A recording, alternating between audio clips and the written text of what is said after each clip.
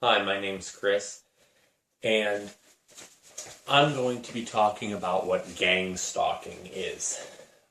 This is an introduction to gang stalking video. I personally have been gang stalked for a short time, but I've had the opportunity of witnessing somebody who was gang stalked since 1998. At the time they were being gang stalked, we didn't really know what was happening. So basically this video will be explaining my experiences with that, some of my own experiences, and also introducing people to what gang stalking is. There's a lot of information on the internet about gang stalking. I think there's also a lot of misinformation, and that people don't know what it is. I mean, also I think there's disinformation out there. So I'd like to just clear things up. So gang stalking is basically a bad term for what is a system that is in place to basically get rid of people that the system no longer wants.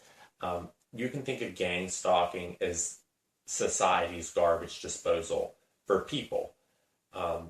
People that that are speaking out, people that have been used as sex slaves, pedophile rings, mind control, human experimentees,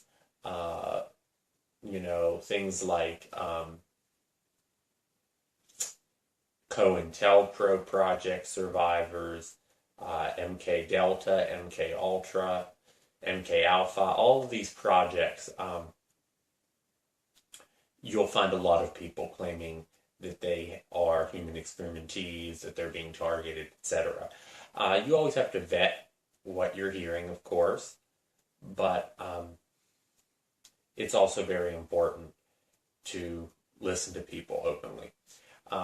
So as I said, basically gang stalking is there to discredit people, and that's the first phase, and destroy people.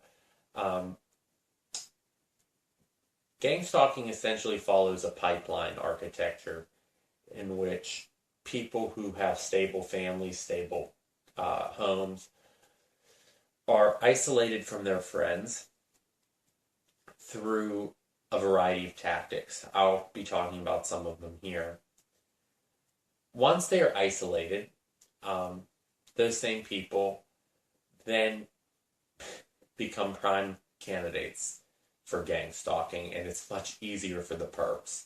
By the way, the perps are perpetrators are the people who actually commit the gang stalking. You can think of them as the men on the ground.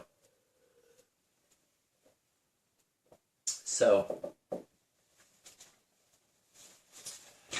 basically, as I said, the perps, once they have isolated you from your family, I will talk about the tactics they use. In fact, the majority of this talk will be about the tactics that they use. You are normally shoved into homelessness, and once you're in homelessness, they have you where they want you. They can either kill you there very easily, or basically just destroy your life. When you are homeless, you have absolutely no protection from this, because they can access you basically anytime. You have to basically live on the streets, on the roads, and it can be very difficult. I've been fortunate enough to not be homeless yet. My friend, Joe, who I'll be talking about later, sort of became homeless. I mean, he owned a home, but still was homeless. It's kind of strange. And you'll find that homeless people are not well received now because just of the society. We've demonized homelessness for some reason. So anyways, that's basically the idea. And usually those people, once they're in the homelessness phase, will be either controlled through the gang stalking system and kept in that phase, kept down, kept discredited, or killed. They will keep you depending on your situation. If you're an experimentee and they want to continue doing experimentation, they will allow you to live. If not, they're going to push you to suicide. So that's the general idea. It's basically a network of people that work to get rid of social dissent. They basically, like I said, are the garbage disposal of society. So it's a system to eliminate the waste, or what they feel is the waste of society. And it works very well. In fact, it works exceedingly well. Most people don't make it out of this, although the system will give you opportunities to exit. Many times my friend was propositioned to become a perp. They don't call themselves that usually, but and if he would have gone along with it, he was told that the harassment would stop. Basically, they will give people ways out of this. If you join them, you will have a way out. Of course, you're always living on the edge then. It's not worth it. I say keep fighting, but a lot of people say you should just give in. I would never be a perp, though. So, because after what I saw happen to somebody that I cared about and that I knew my whole life and grew up with, this man was my godfather, basically, but I couldn't imagine being part of something like that.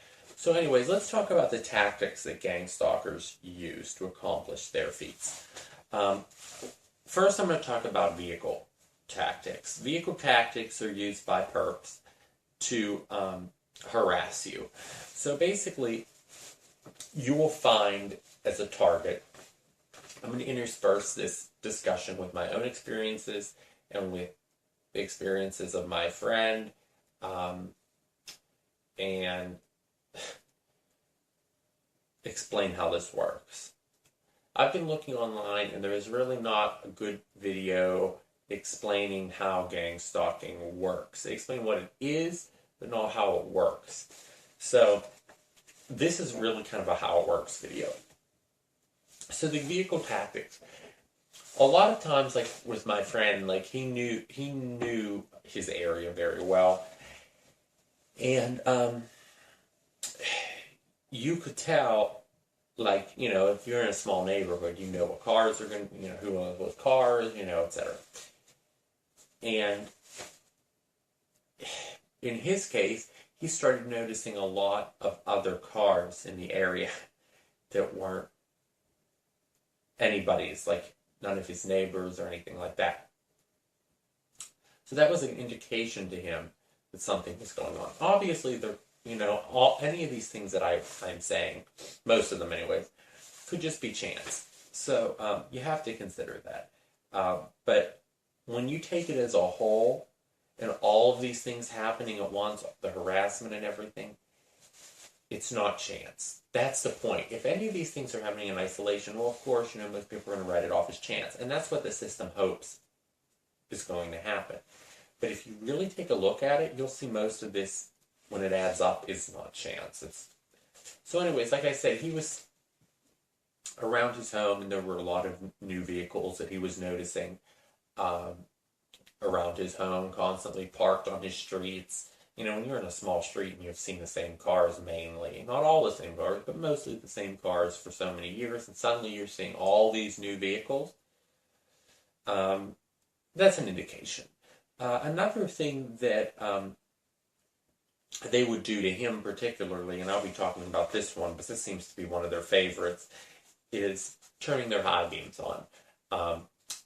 In his case, his house was like at the bottom of a hill, and the road came down and then he had a driveway. Well, I guess that doesn't really matter. Well, I guess it kind of does, but I'll explain that later. But the road came straight down to his driveway. Basically, it's almost like you couldn't even tell which was the road and which was the driveway, except there was another road here. So road, his driveway, and his house.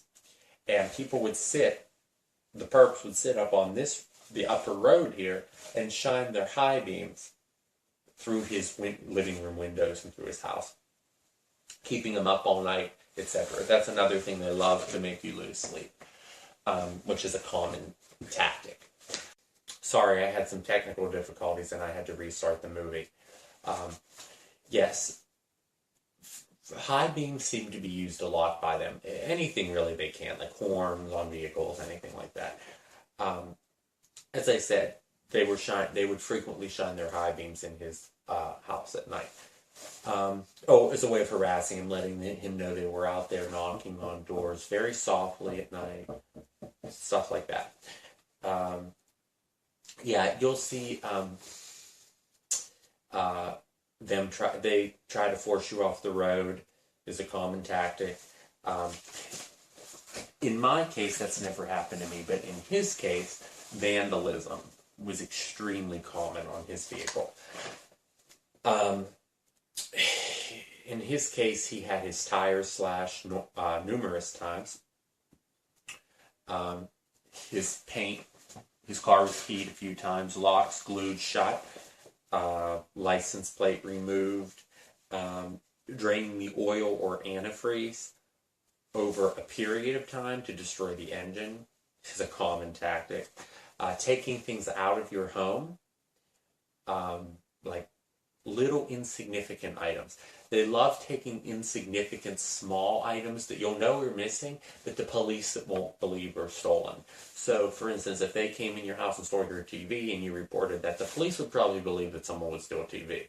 But if you reported someone stole pens or something like you came in your house and stole your TV remote, they're not going to believe that. They're going to think that you, are crazy. So, that's one thing that they do. They'll take things like that, like your TV remote, and it'll disappear, and it'll show up in your car. Or things from your car will show up in your house. Stuff like that. Usually, in my experience, this may not be true for everyone else. In my experience, from what I know, is they don't usually do things like you would expect, like cut brake lines, or things like that you would expect them to do to kill you. They don't seem to do. It seems to be little, because I guess that would leave evidence. It's like little things that they do that aren't believable but add up to something. It's kind of like the whole is greater than the sum of the parts. So those are things that they do to your vehicles or do with vehicles. A lot of gang stalking will be done face to face. What you're going to find is that in cities or medium to large cities, you're going to find a lot of technology used. It seems like the I have not experienced technology. It seems like the gang stalking system uses electromagnetic technology to control people. I don't know the specifics of this. As I said, I have not experienced it. But a lot of people claim hearing voices in their heads, being made to basically do all sorts of things, being made to fall down, all sorts of things, feeling like they're going to die, feeling intense pain, feeling all this stuff. So there's a lot of that out there. And you will find that people claim these things in larger cities. In small nowhere towns, you will typically find more gang stalkers that are in the real world. In cities, you're going to find a lot of gang stalking that is accomplished through technological means, simply because they still will come in person, but simply because they don't have the resources to control all the targets in that city and to devote as much time. So it's easier for them to use technological controls like EMF, stuff like that, to just make you feel like crap and to control you. Like I said, I haven't really experienced this, so I'm not really qualified to talk about that. I know a lot of people do experience that, though. So you really should look into that if that's I'm not the person to talk to about that. Electromagnetic frequency devices, frequency harassment, it's all over the place. Actually, a lot of people claim that this is happening to them. My point with all of this is that when you have electromagnetic harassment, you tend to have less face-to-face harassment.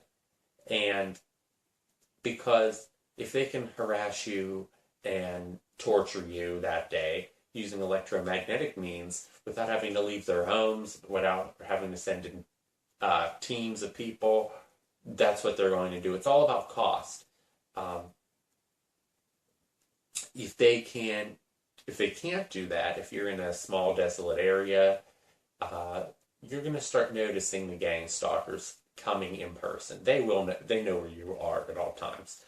So my next subject is face-to-face gang stalking, and some of the common tactics you'll see with that is following. That they will follow you. A lot of times it won't be literally like, if someone was walking, it's like, obviously if someone was following you right behind you, or, you would be able to point that out and say, hey, that person's following me. It's a lot more subtle in my experience. As I said, most of this is from my experience. In my experience, it is like if you go to a large store, and there's a target that lets you know that there's a perp that lets you know that they're a perp. And I'll explain how, like, blinking, staring at you, stuff like that, glaring at you. And they're a perp, you'll often find them following you, but won't be literally following you. Like, for instance, and it's just another tactic. So, to let you know that they are there. So, for instance, you could be in this department and go to another department, and that person's in that department. You go to a different store in the mall, that person shows up at that store in the mall. And this happens repeatedly. You go to 5 different stores, and that person shows up at all of them. Coincidence? And it happens over and over and over again? I don't think so. With different people. You will get to know, if you're in a small area, you will get to know the perps in your area. You will always see the same perps. You'll go to a mall. I mean, not always exactly the same perps. It seems like they come and go. New ones will come, to an area that maybe are just traveling through, and they're doing it, but the same regular ones will be there. Right. So this is a big deal. Also, following on roads happens a lot. Not exactly, but right behind you, but there will be cars that maybe are 2 cars back, 3 cars back, that seem to follow you the whole trip. And this will happen every single time, even if you go on really complicated routes. Like, I was going on a 50, I drive almost 50 miles one way to work, and it regularly happens that somebody, even if I take off goofy roads and long ways around, that they will follow you. Way behind you, of course, so you can't call the cops and say this person's following me, because they're like behind you, but then they'll speed up to you and lose, It just, they have all sorts of things like that. So, also following on foot, like I said. Swarming. Swarming is something I have never experienced, but a lot of people claim to experience this thing. Basically, it happens a lot apparently at work, where people in an office setting, it's commonly said, but it can happen in other things. Basically, if there's a group of perps and they're talking to you. Usually, like I said, it happens in an office, but it can happen at a school as well. That they will come around you like they're talking to you, but get extremely close to you and surround you, like box you in a square, or come all stand in a complete circle around you and get very, very close. And it's kind of strange because it sounds like, most people would, respond to that, or anybody would start seeing what's going on, but they do it in such a way it's very subtle, so they might not come actually touching you, but just surround you and like you're and it's a tactic to like you're boxed in, like you have no power, or surround, like you might be sitting at your desk and someone might surround you, or people come behind you and out on your sides and are pretending to talk to you. It's just a tactic of making you feel like you're powerless. Like I said, I've never personally experienced that, but a lot of targets do, especially at work, as I said. Also, like someone who talks to you, you will get this one a lot. Someone who's going to talk to you, and like in a store or something, and they don't do anything else, but they stand like really, really close to you. Like nobody would do that. Like stand like right up on you. That is a tactic commonly used. Yeah, another, obviously, like I said before, in the plain things, like sitting very close to you in a restaurant, like, if there's a perp and they come and they're going to sit like in a booth across from you or at a table across from you, where you're in constant eye contact, and of course, they stare at you the whole time, glaring at you. Right, things like making noise, and they'll do it in such a way that it makes you look like you're making the noise. Like I know a few people, I've read on the forums, I haven't experienced this, but said that they were like at a movie theater and perps were making noise under their chair and kicking their chair and stuff like that. Basically, to make that when they respond and they're the bad guys, it's just a common tactic. Yeah, and just blinking your eyes, like I said, like in an obsessive way to let you know,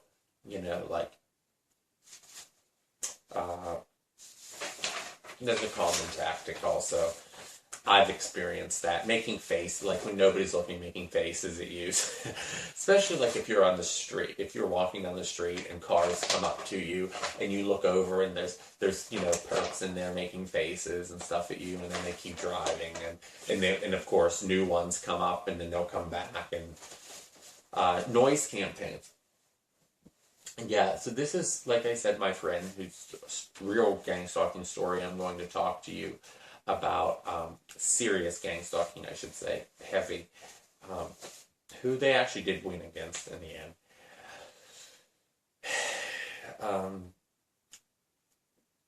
This was a tactic that they would do with him a lot, like I said, to keep him up at night, to drive him crazy, basically, making a lot of noise constantly, honking horns around his home, stuff like that. His computer was making noises. Like I think I have it in here. Like when he would walk in front of a window or stuff, his computer was making noises, and they would send signals and stuff to harass him. Basically, phones ringing late at night, constant noise. Also, generally, and it's meant to disrupt your sleep, but it's also meant to scare you. Like constant screaming outside his home. People walking near his home and talking very loud or yelling, just to disrupt him and let him know, even in his own house, he was constantly being listened to and monitored. I'm going to talk about my experience because he owned his own home. Also for him, and this was a big one, honking horns and hanging around a certain area and squealing tires. In his case, I don't think he had any tires that were squealing around his house, and I think that they kind of avoid that, because when you squeal tires, you usually leave it tread marks, and they don't like to leave stuff like that behind that will give you proof of what's going on. So it's all done without proof to make you look like a nut. And when you record it on your phone or on on a video camera and you put it on the internet, people just say, oh, you're an idiot. That's just, you know, people squeal tires all the time. People yell outside your house all the time. People wink at you or follow you all the time. I mean, this stuff happens. You're just exaggerating. You're not being gang-stalked. But in reality, when you add it in the totality and it's going on every day, it's gang-stalking. That's what it is. It's these little things that let you know. And they'll come right out. I mean, some perps will come right out and tell you. And everybody seems to be experiencing the same thing. And it's not just like you're crazy and you're just imagining this. I mean, people making faces at you in public. So as I said, and especially the apartment noise stuff, like you'll have, you know, when I lived in my apartment, I mean, they would do stuff that scared the shit out of me. I mean, I was in a high-rise building, and I was up on the 7th floor, and even though I was up on the 7th floor, the building kind of sat like below, like down here, and across, and here I was up on the 7th floor, but across from us, like almost on the same level as me, was a parking lot on like a little bit on like, here's my building, there was like a hill, and then it went back up like this. So they were like, the cars sitting here were almost like on the same level with me. And frequently what they would do with me is I would come out on my porch at night, or I would, on my balcony, I should say, and I would look across and I would see like a perp standing there. And this is, you know, this doesn't sound like creepy, but if it's late at night and 2 in the morning, 3 in the morning, and you look out and there's nobody there and there's just someone standing there looking at your apartment, not doing anything, just looking at you, it's very intimidating. And you couple that with the fact you get scratches on your doors, knocks, that kind of stuff, knocks on the walls, coming from the apartment next door, and it's happening on both walls, you know, and it would be one thing if it was just one apartment doing it, but when it's happening on both adjacent apartments at the same time, people banging. Of course, people just say you're making it up, you're crazy, it happens to everybody. People banging on both walls at the same time and scratching, I don't think so. So, like I said, tapping on the walls in the middle of the night, hammering, upper and lower apartments and both apartments on both sides. You know, it's almost like people would be like with a broomstick or something, like on all sides. Like, it's like unbelievable. I mean, sometimes the expenses that they go through to do the shit that they do is unbelievable. That they must have rented the apartment below me and above me and on both sides, or just recruited these people in some way. I mean, it's unbelievable.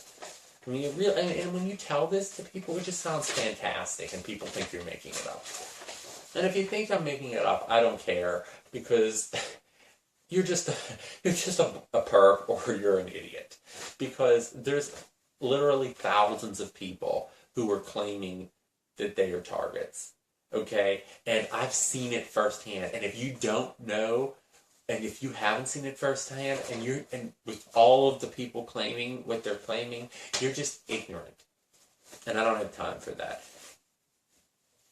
So, as I said, you know, constant monitoring, noises, controlling your time, like having vehicles, like if you're, like I'm on my way to work, and 2 vehicles, you know, it's like a 2-lane highway or one way, and they get up there and block the highway and go like, it's like 55 and they're going 30, both of them, and they block traffic.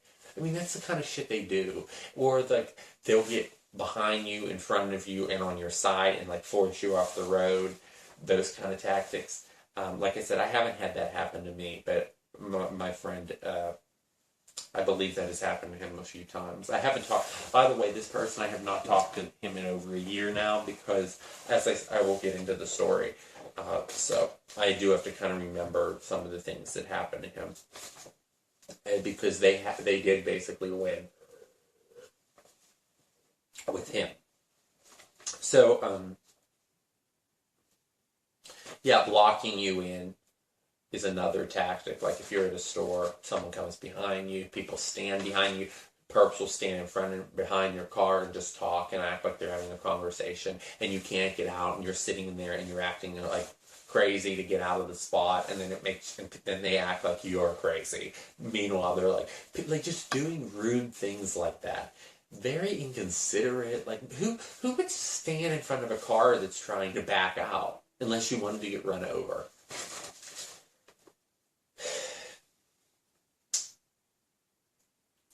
Right. Like, yeah, and another thing is I put like clues and leads and just to waste your time. Like, I've had this happen a few times, that I've met people on Craigslist that claim that they were TIs, and they would email me and say, let's meet at such and such a place, and you go to meet there, and of course the person doesn't show up. And now what's that telling you? It was a perp all along. Or just someone fucking with you. I mean, that's Craigslist, but it's most likely a perp. And then when you go to, or the ones that do show up that are flat out perps, like sitting there doing the blinking thing or glaring at you and giggling and stuff like that, you know, like, they just like fucking with you. I mean, it's almost like a whole world of people that like fucking with you.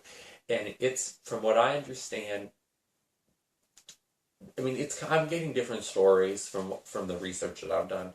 I've heard that some people say that this continues outside the United States. I've heard some people say that it doesn't continue outside the United States. It depends on your situation. I'm sure for the high-profile targets, it's going to continue outside the U.S. for the experimentees, stuff like that. Unfortunately, I feel like for them, they don't have much of a shot because, I mean, they've invested a lot of money into this. So, that's one thing. So another thing is giving you a way out, as I talked about before.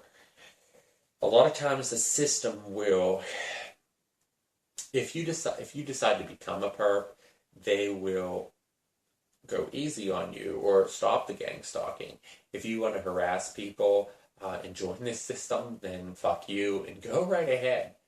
Because eventually it's all going to come out. I mean, this can't continue. It's getting so bad. And I'm finding so many more and more and more people are claiming that they are being gang stalked. And with real, you know, proof. Or that people are waking up to this. And it is getting out there. So if you want to join this and, you know, and you think, oh, well, it'll make my gang stalking stop, well, go right ahead, but eventually you're going to be found out too, and when this all comes out, you're going to be prosecuted, or shit's going to happen to you, you know? It's disgusting, you know, and how could you do that to another target? You know, I can't say that I was ever offered, well, I guess that's not true, because I've received emails and stuff saying that if I would stop investigating and if I would stop, you know, things would go a lot better for me. But, you know, I've never actually been told, like, oh, if you harass this person, you know, we'll stop. But I know my friend was. I mean, they told him flat out, like, if you will become like an agent for us, you know, and you will do this, we'll have drops, and you will do this, and you'll go here, and they basically were, I mean, we didn't know what it was called at the time, but they were basically telling him, if you will be a perp, then we will stop. But he never did, to his credit, or to his discredit, because now he's totally, we'll talk about that later. So, like I said, they like to cause problems with your telephone, install bugs in your house to monitor you. In his case, believe it or not, they were actually putting physical bugs in his house. And by the way, people do find these bugs. This is not just imagined. I've seen videos where people actually discovered them in their homes and pulled them out, and they had people come into their homes. What do they call them? Like inspectors and stuff, and they said, oh, you must have a nice audio system because your whole home has wires running to every room. So it does exist. You know, anybody that says that this doesn't just is ignorant. As I said, you know, the tactic of high beams and stuff actually has a name. It's called brightening, or brightening, or shining. You know, so if you're walking down the street in the city, people flash their high beams at you, stuff like that, just to let you know that they're there. Car accidents, you know, flat tires. I've noticed one of the tactics that they love to do around here anyways is put a pinhole in the sidewall of your tires. The reason they do that, it seems, is because when you're parked and they put a pinhole using like a safety pin in your tire, the pressure of the tire causes that to seal and it doesn't lose much air. But when you start driving, so like you're driving a 15-mile trip to work and you've got a pinhole in your tire, because the pressure changes in the tire and the different the material shifting, air is coming out of the tire. So when you're on the way to work, you get flat tires. Isn't that convenient? And of course, that's much better for them because then you're not in your house, you know, et cetera, et cetera. So, you know, and seriously, though, they don't care. I mean, that can cause you to die. It can cause your tire to blow out. I mean, they're putting holes in the sidewall of your tire. A lot of people do claim that they do these kind of things as well to destroy your health, to make you sick. In my friend's case, which I will get into, there were a lot of those tactics. Some people talk about gas leaks, that they will run their stove, put pinholes into your natural gas line to your stove. So if you do have natural gas, I strongly recommend that you either move away from it and have your gas turned off to your house, seriously, because that is a common tactic. Or just, you better make sure that your stove is not leaking or the pipes are not leaking, because that is, I mean, God knows, you know, and it's just to destroy your health, basically make you sick, ruin your life, essentially. And it's an easy way they can do it. And then when you discover it, it's like, oh, well, you know, you had a gas leak. It's not our fault. You know, whose fault is it? It's yours for not. Do check about that. Also, people that are allergic to things, they'll put things like that in their food. Things are allergic to. You know, if you're on a high, like, you know, a dietetic diet, they will put, you know, replace things with real sugar. Do things to fuck with your health. You know, they have a profile on you. If you're in this system, they have built a profile on you, gone to your doctors, they've got all of your info. I guarantee you, they know what's going to fuck with you, and they will use it. So just be careful. And it seems like locks on doors don't really help, stuff like that. I don't understand how they do it. I don't know if they pick the locks or what. But in his case, it seemed like they were always in his house. I mean, he had like 3 deadbolts. 2 deadbolts on the doorknob, and he wasn't doing a damn thing. He had all his hid bars on his windows, and they were still getting in. So you just explain that, you know. Things missing, things disappearing from his house, things coming to my house, things coming from my house to his house. He was living in his car, okay. I'll get into it later, but he was living in his car, basically, and sometimes he would sleep in his car. Things from his house would appear in his car. Stuff like that when he woke up in the morning, or on his car. So writing car accidents, cell phone stalking is a big one. Now with all the cell phone usage, people are constantly being monitored on their cell phones, not to mention your cell phone's emitting all this radiation continuously.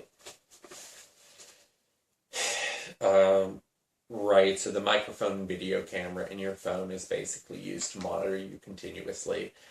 So just be aware of that. Because you don't think, and the people that do this in these groups, it's not necessarily the government per se, but they seem to have unbelievable access into cell networks and stuff like that. Like and obviously this is all proven. The NSA has just been caught monitoring everybody's activity. So you don't think that they can do this to you?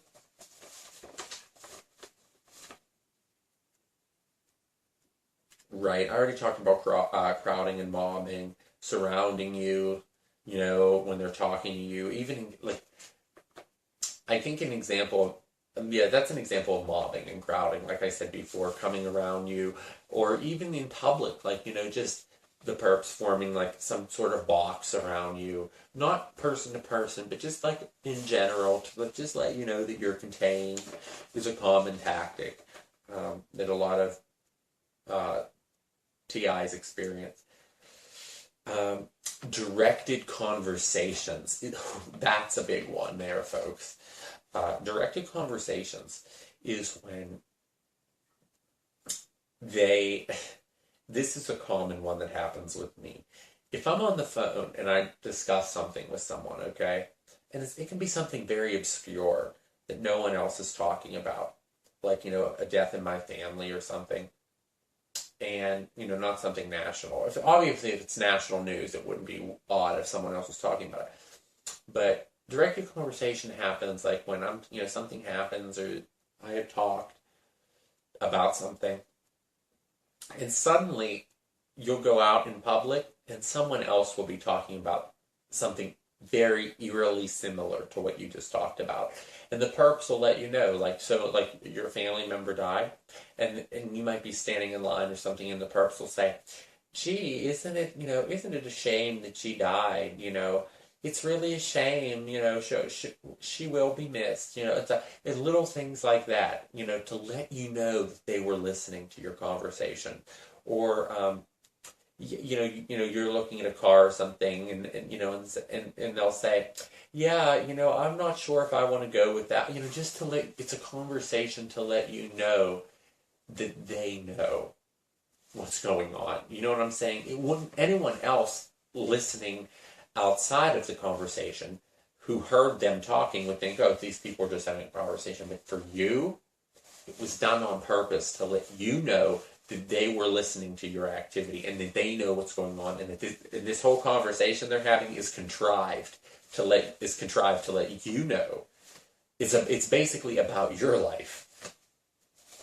It's one of their common tactics, and it's very creepy.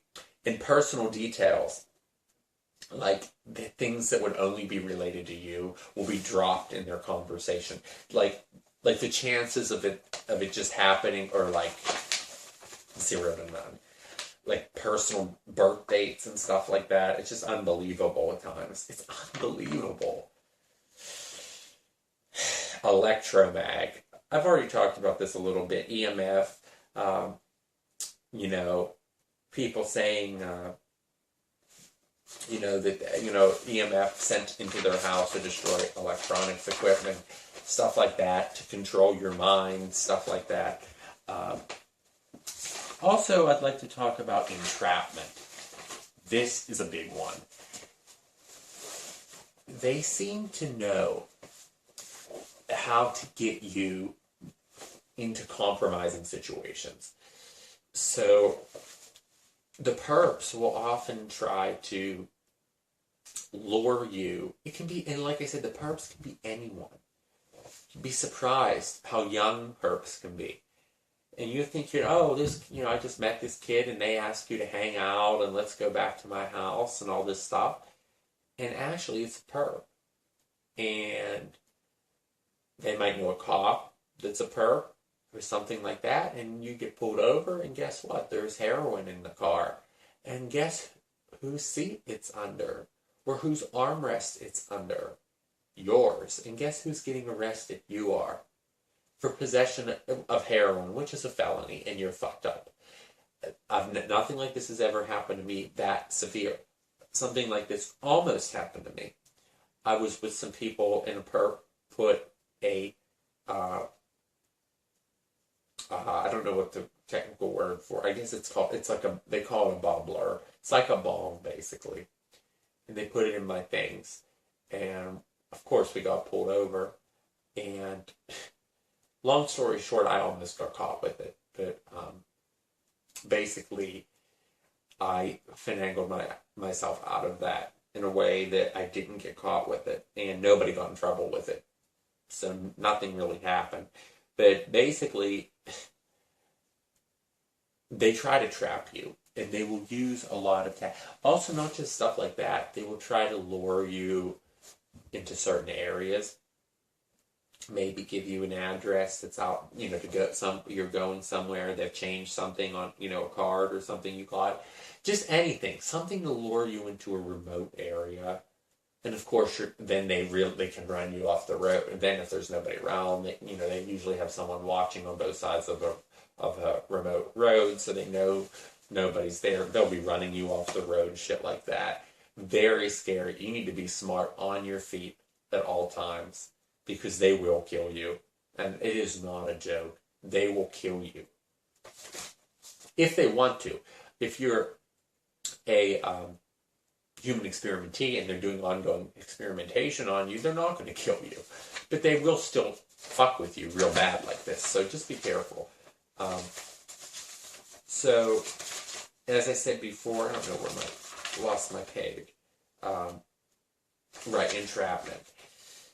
So, right, you will be, also I want to point this one out, which is a big one. A couple things I want to point out on entrapment. Make sure your computer is constantly encrypted. Go to truecrypt.org, download that onto your computer, encrypt your whole hard drive. There's a whole hard drive encryption. Encrypt your entire hard drive with the password. Their encryption is very strong and difficult to break.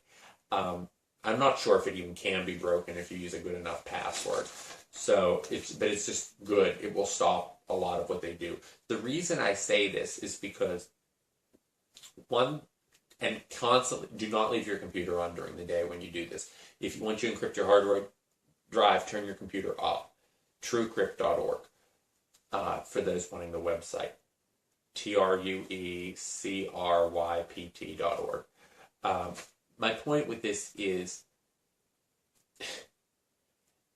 they will, and believe it or not, they will come into your home when you're gone, get on your computer, and put child porn on it. And I've heard of this happening to a few people. Be careful. They will put child porn on pedophilia on your computer, call the cops, and report you as a suspected pedophile. And of course, you never have seen it when the cops take your computer and you're being questioned and they find all this child porn on your computer. Guess who's going to jail? And guess who's a felon? That's part of entrapment too. You just gotta be careful. If they put the shit in your house, call the cops then. But it's a little bit harder then, because then your fingerprints and stuff won't be on it. I mean, I'm sure there's ways around that too, but the computer shit is just, and they put viruses and stuff on your computer to monitor you. So just make sure your computer is encrypted. Getting targets arrested, institutionalized, making you go to a psychiatrist.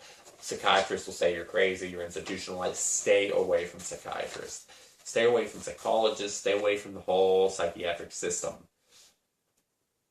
They seem to be really a part of this.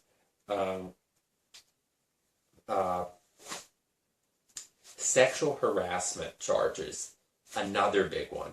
You go out and meet somebody and they want to have sex with you, girl, male, female, whatever the case may be, and they want to have sex with you. Be prepared, if you're a TI, for that person to be a perp.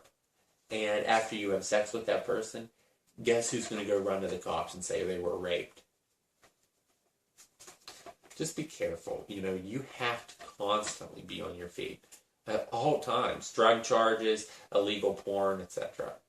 And then, of course, once you do get caught with all this stuff and the cops take you back or whatever, they say, well, if you're willing to help us out and you're willing to do this, we'll drop this and this will all go away. And they give you these little outs and stuff like this. But, it just comes down to your integrity. Are you okay with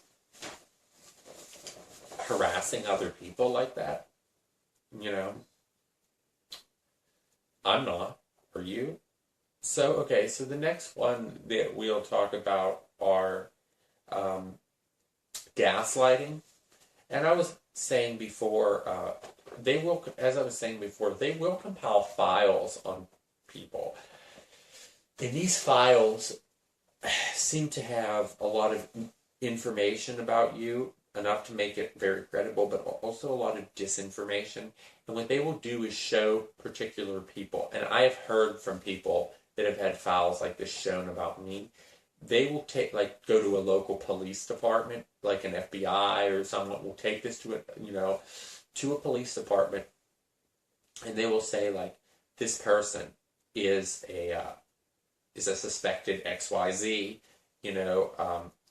and we need to monitor them, and they will give them these files on you that make you look like this horrible person, and the cops will harass you. So, and they will also show these types of files filled with disinfo and cover stories about you to people in your community to marginalize you. So that's another thing I'd like to point out. Next is gaslighting.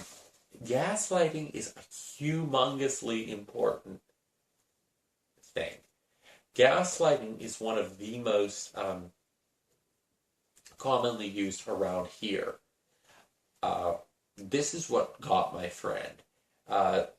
Gaslighting is basically, and I don't want to even say gaslighting got him, but it was heavily used in his targeting.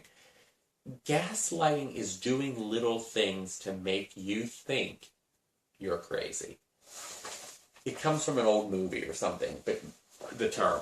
But basically, what they will do is little things to you, like I was saying before, like move things out of your house, put them in your car, and like when you start thinking about it, you start questioning, am I crazy?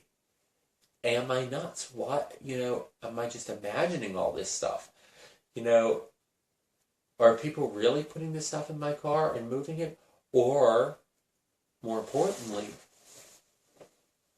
am I crazy? And they do these kinds of things particularly to make you question your own sanity. And they want you to, one of their things is to push you into the psychiatric system, get you on drugs, get you to kill yourself. A big one is getting you to kill yourself. So gaslighting, that's basically what happened to Joe. Is, in his case, they were actually bringing, I know I'm kind of interspersing this with his story, but basically they were bringing spiders and bugs into his house. And he kept thinking, and what he would do is he would go to the doctors, and he was getting bites all over him. And the doctors were and they weren't finding the bugs. And the doctors were saying, you have delusional parasitosis, you're crazy, these spiders don't exist, blah, blah, blah, you've had exterminators out, there's no spiders in your house, you're crazy. Meanwhile, he had bite marks all over his body. And they were just saying, no, you don't have bite marks. That's because you're picking at it yourself. You have cuts all over your body because you're picking at it yourself. Those bites and stuff you have aren't from spiders. They're because you picked your holes in your own stuff and stuff like that. And it's done to make you look like you're crazy and to make you think like you're going crazy, which is what was done to him, to make him seem like, I'm not. Maybe I'm not really seeing these bugs. Maybe these spiders and stuff I've had in my house exterminated, maybe they don't exist. Maybe I'm hallucinating. When really, it was later found, and a perp admitted to us, came out straight out of the blue, and admitted that they were putting them in his house. After, of course, he was taken away. Another thing that they will do is move your furniture in your home. That's a big one, too. You come in your house and your house is rearranged. And they do this if they know you're going to be gone for a while. Or at least slightly moving the furniture. And this can be very scary, by the way. Like, you come in your house and, like, a chair is backwards. Chairs are moved, your bed is backwards or diagonal or something like that. Very weird. But nothing will be missing. Or maybe the drawers are pulled out. Stuff like that, Those are the home entries are huge.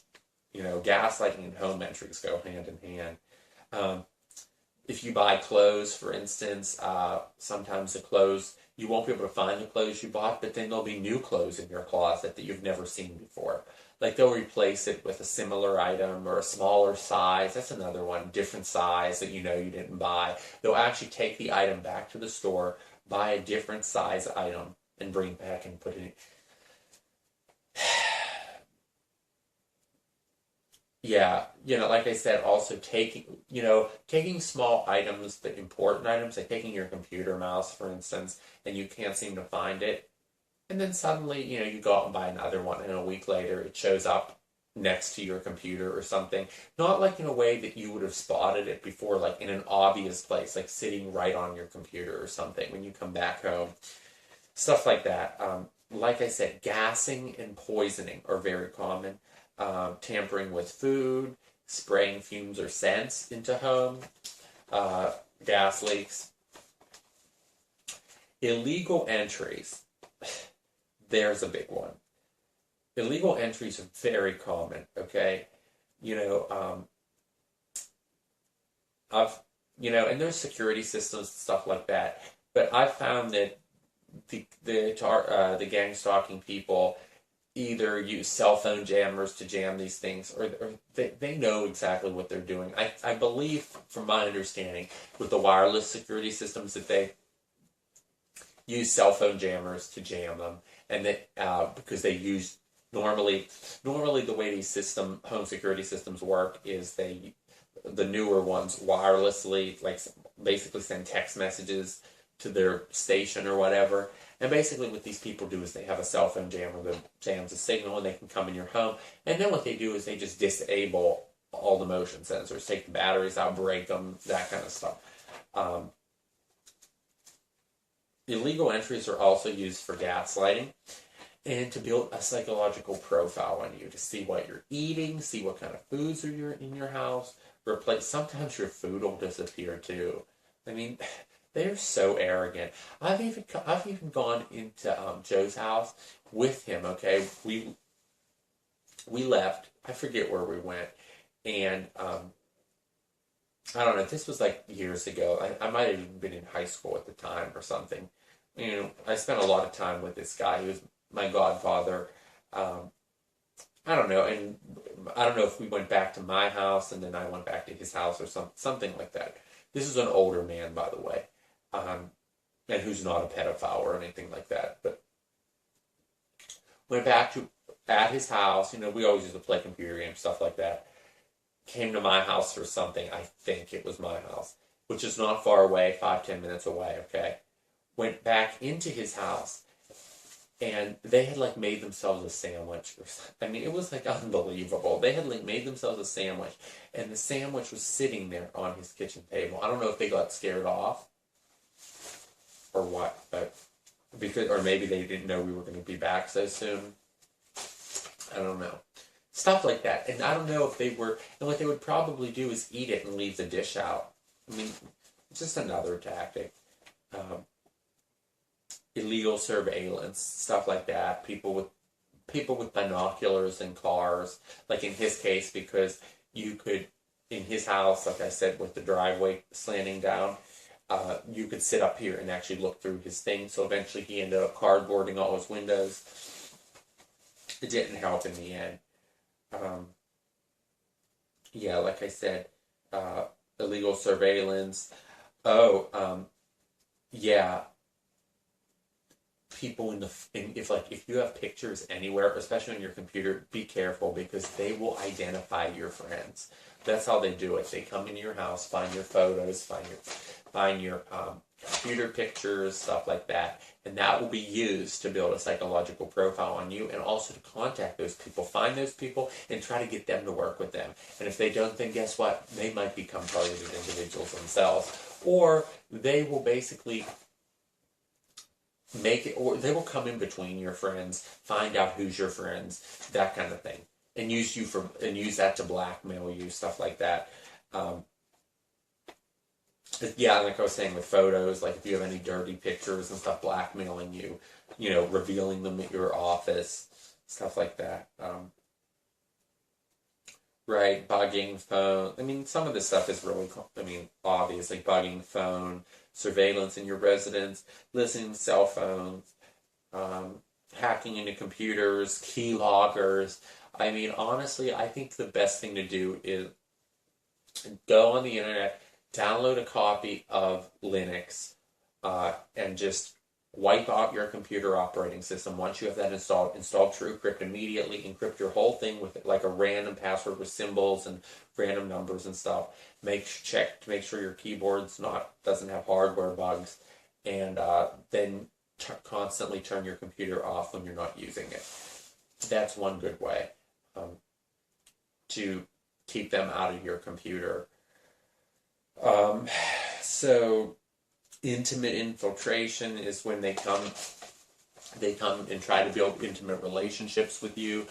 Perps will try to be your boyfriend, be your girlfriend, and really it's just a perp. And they will break your heart, get to know your personal details, stuff like that. I mean, it's almost like you can trust nobody. It's so sad. You can really trust nobody. I mean, even your best, closest friends can be not consciously become perps, but help this. As I don't know if I said in this video or the one that got cut off before, a lot of perps don't know. I believe a lot of people that are the perps that we see don't particularly know all the details of the gang stalking system. Some definitely do. Some are active perps that they know exactly what they're doing. Other ones seem to be more passive perps. I would say passive perps are people that have just been seen your file, the cops that have been told by the real perp, the active perps, what your the cover story about you. And these are the perps that, just are in your community, and they hear all this shit about you, and they think you're this nasty, awful person, so then they harass you. Those kind of perps. There's other perps that are really involved in the gang stalking system, that know the system, know what it is, know how it works, they're in the computers, they're doing that kind of stuff. That's a whole different class of perp. So, right, so, and the intimate infiltration usually is going to be done by an active perp. If you do have a girlfriend or boyfriend, they're going to break that person up, or they're going to try to use that person to get at you. So it's almost like, unless you really trust that person, you need to get out of that relationship. And just be on the lookout for, even if you do trust them, be on the lookout for signs, because you never know. I'm going to also talk about, after I talk about the tactics, why someone would want to be a perp, which is very important.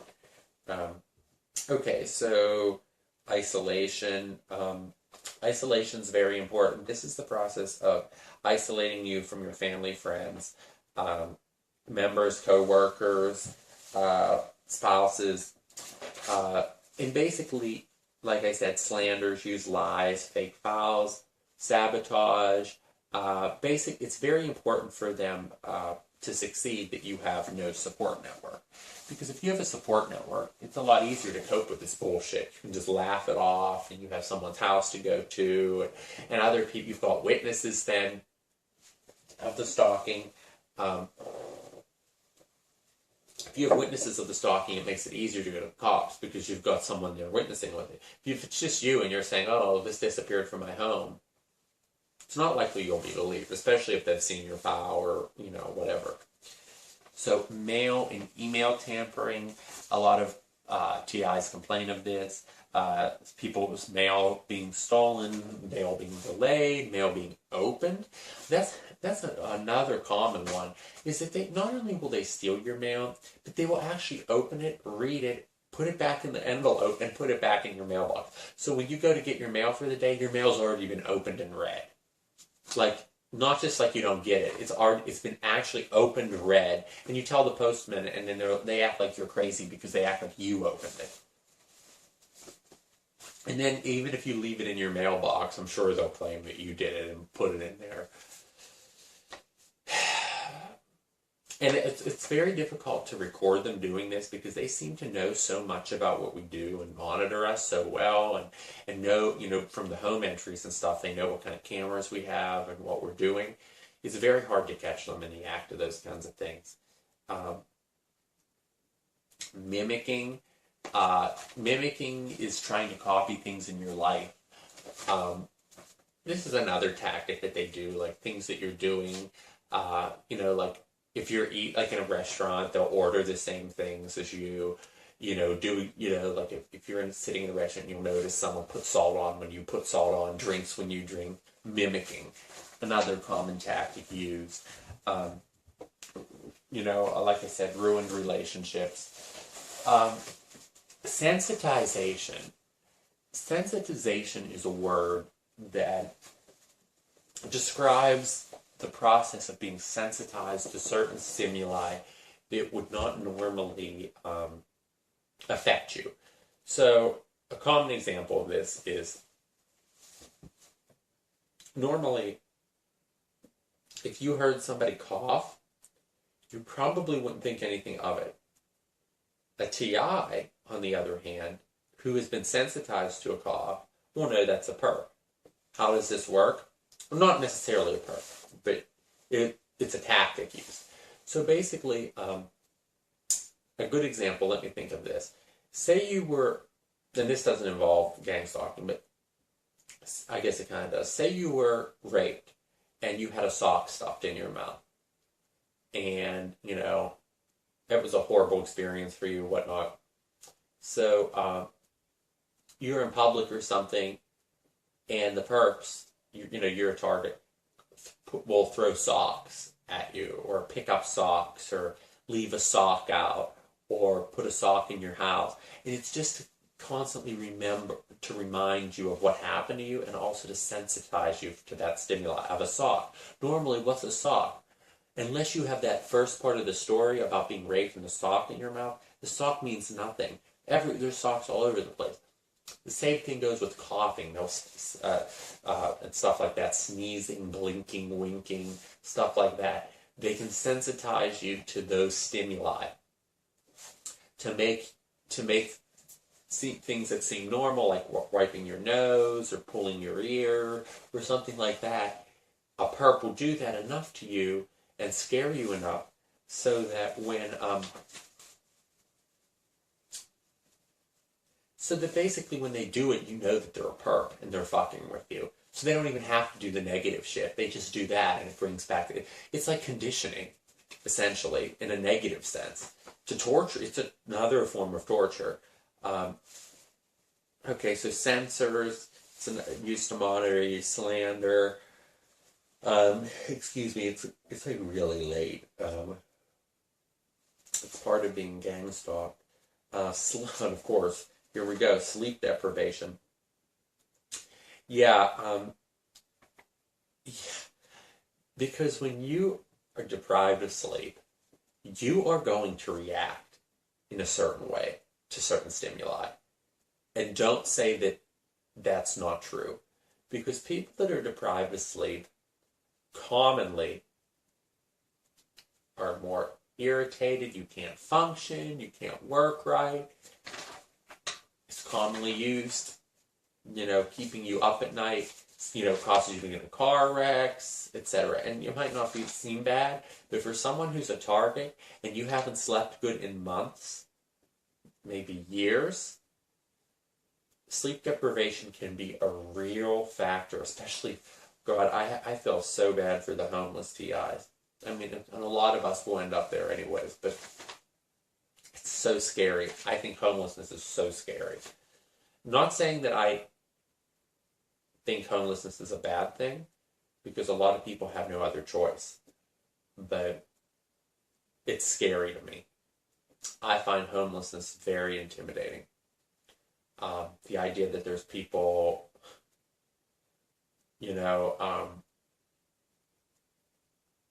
to have access to you at all times, and you never have a stable place with walls and a door to shut. At least I feel at least somewhat safe with my door shut. Of course they have access to my home and stuff, but, I feel a little bit safer. At least I'm not in public, and I can shut my blinds and have, like, a second of privacy, unless they've got, cameras in my home. God knows what,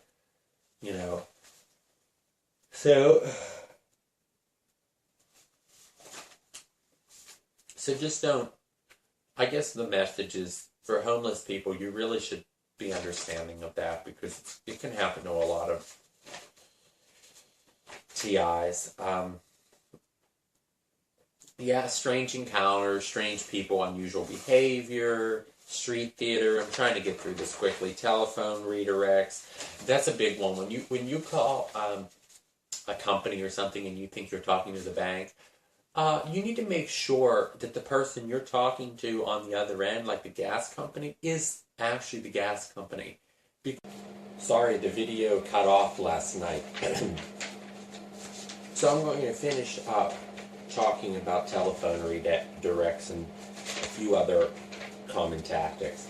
Telephone redirects commonly happen when you need to call a business or call somebody, and a perp will intercept your phone call and pretend to be that person from the gas company or whatever and fix your problem or whatever.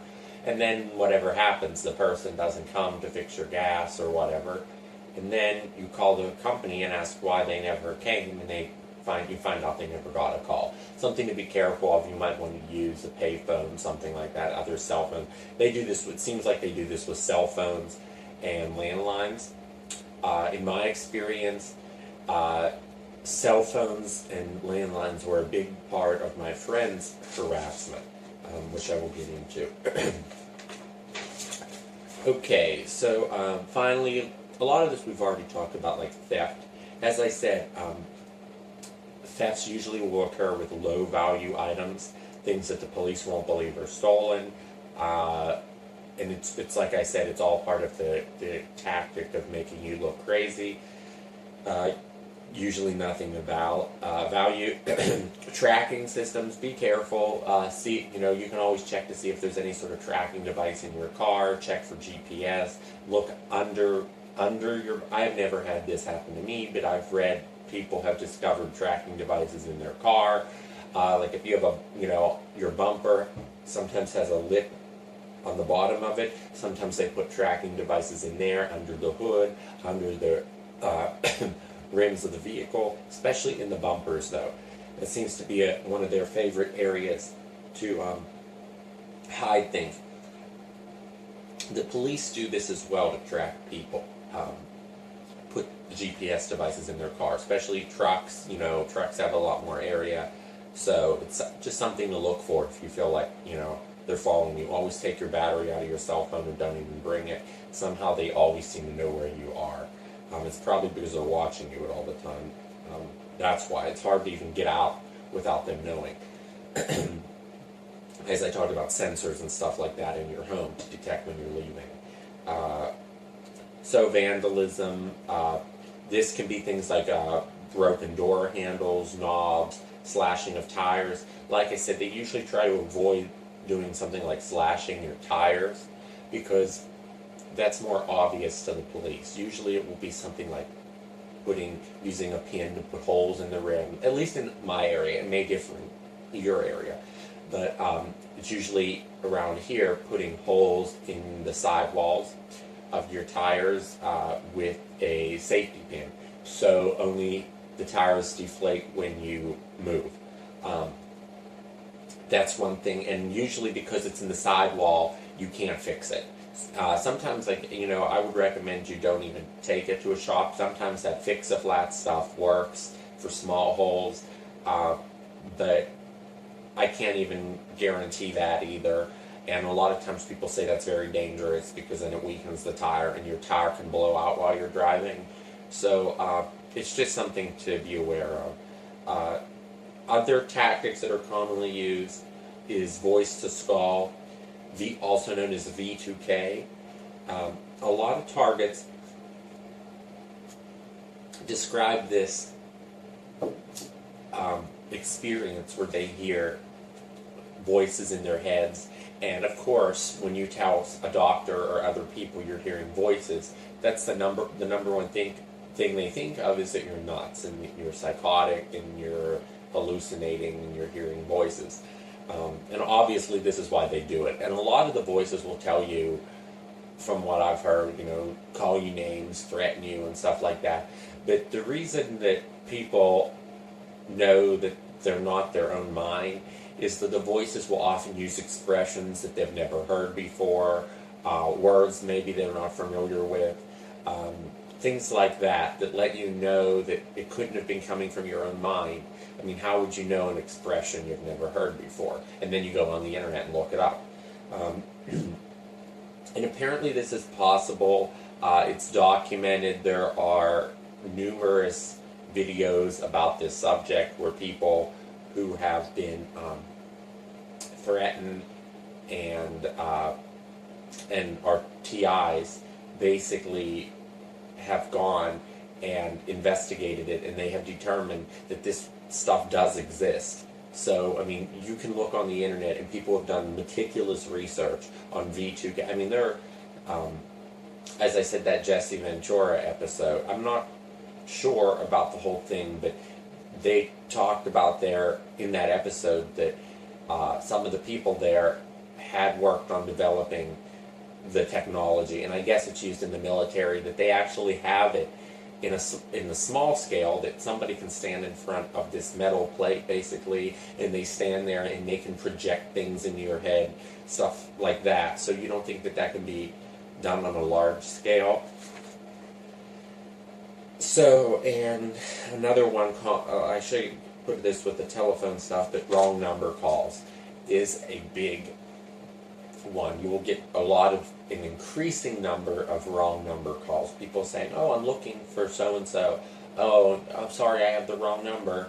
You know, and that happens to everybody, but when it starts happening 20 times a day, you know, and, you know, in my friend's case, they actually, I don't know how much I'll be able to get into his story, because how much of it I remember all of the things that they've done, but they were putting signs up in a major city with his number on it, and he was basically getting all of these calls and threats and all this stuff, and it seemed like no matter what he did, change his number and everything, it was continuing.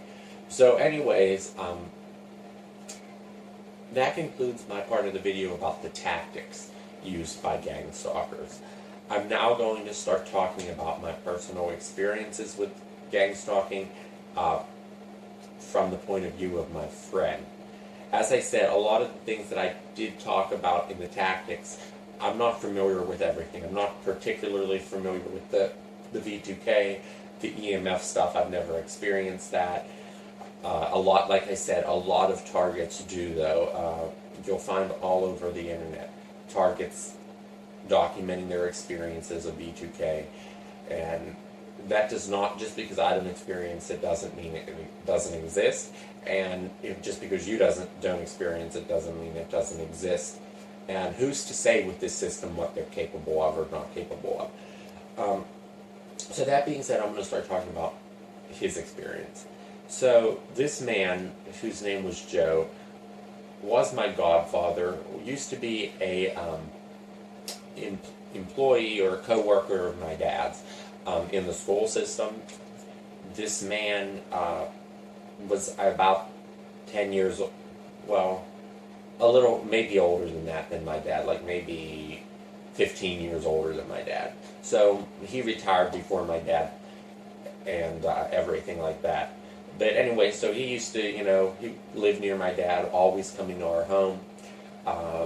And him and I became really good friends. Like, you know, I kind of lived in an isolated area, so this man and I had some, you know, we did a lot together. You know, he was a single man and stuff. He didn't really, you know, have many friends or anything. So, you know, it was just like, you know, never, you know, before you start thinking, he never raped me, never anything like that. So, we, you know, we were good friends and stuff. He basically raised me in a lot of ways. So, you know, we spent a lot of our time together. He was a, before he got into teaching, he was a, in World War II, I guess he was a mortician or something. He wasn't actually in the line of combat. After he got out, he had met several other people that had been in World War II in his area, and one of the men was named Roger, and this guy had basically, you know, everyone wrote him off as crazy, and basically, I don't know, I guess you would even consider him a target way back when, like back in the 70s. I mean, this guy everyone considered was nuts, nobody believed him.